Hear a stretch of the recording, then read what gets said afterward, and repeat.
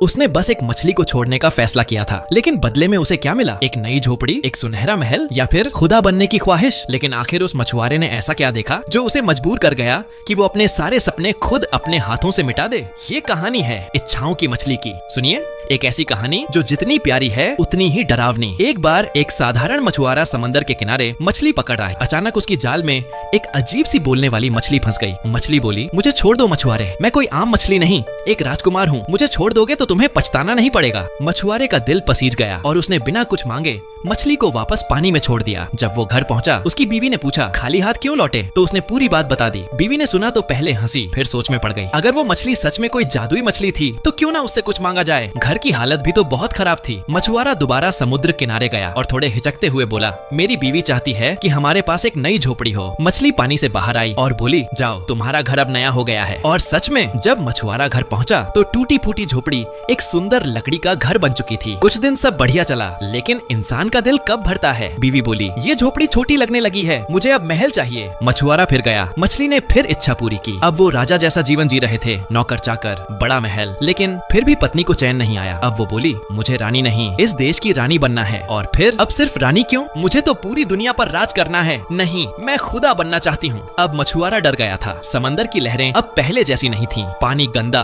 बदबूदार और बेचैन हो उठा था, जैसे वो मछली अब थक गई हो। और समंदर के पास जाकर बोला, मेरी बीवी अब खुदा बनना चाहती है, लेकिन मैं चाहता हूँ कि सब कुछ पहले जैसा हो जाए, बिल्कुल जैसा उस दिन था जब मैंने तुम्हें पहली बार छोड़ा था। मछली बिना कुछ कहे पानी में समा गई। सुबह हुई। मछुआरा उठकर देखता है, वो फिर उसी पुरानी झोपड़ी में है। बीवी मिट्टी से सने हाथों में बैठी है, मगर इस बार उसकी आंखों में सुकून है और मछुआरे के चेहरे पर एक सच्ची मुस्कान। उसे अब एहसास हुआ, खुशियाँ मांगने से नहीं मिलती, समझने से मिलती हैं।